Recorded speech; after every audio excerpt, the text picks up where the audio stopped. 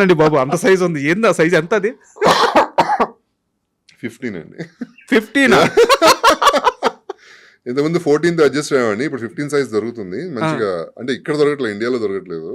నేను ఎప్పుడు యూఎస్ వెళ్ళినా తెచ్చుకుంటుంటాను అనమాట. సో నా మరదలు కూడా అక్కడే ఉంటుంది. సో నా మరదలు వచ్చినప్పుడల్లా అక్కడి నుంచి షూస్ తీసుకొస్తుంటది. ఇప్పుడు మీకు షూ కావాలంటే ఖచ్చితంగా ఫారెన్ వెళ్ళాలి, యూఎస్ వెళ్ళాలి. యూఎస్ ఇండియాలో దొరకదు. అంటే ఇండియాలో ఇప్పుడు కొన్ని బ్రాండ్స్ లో 14 సైజ్ వరకు దొరుకుతుంది. 14 ఏంటంటే కొంచెం పర్లేదు, కంఫర్టబుల్ గా అది కూడా సరిపోవట్లే. 15 సైజ్ అయితే నాకు కరెక్ట్ గా సైజ్ ఫ్రీగా ఉంటుంది అనమాట. షూ సైజ్ ఎంత అసలు మీ హైట్? 6'4". 6'4". ఇండస్ట్రీలో ఉన్నారు ఎవరైనా 6'4"?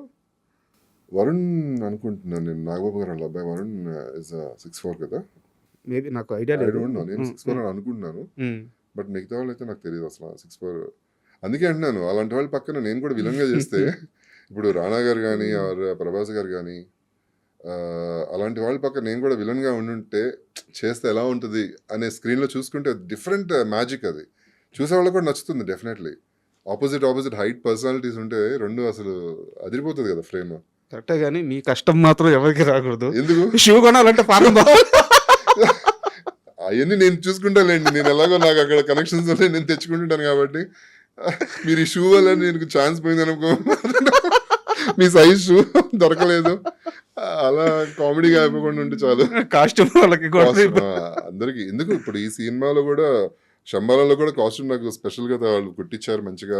నా సైజ్ చెప్పులు తయారు చేయించారు వాళ్ళు, లెదర్ చెప్పులని తయారు చేయించారు నా సైజ్ కరెక్ట్ గా. అని మేనేజ్ చేయొచ్చు మంచిగా. ఆరెంజ్ మూవీలో రామ్ చరణ్ గారితో యాక్ట్ చేశారు. సో ఆ షూటింగ్లో మీకు ఏదన్నా ఒక మంచి మర్చిపోలేని ఇన్సిడెంట్ ఏదైనా ఉందా చరణ్ గారితో?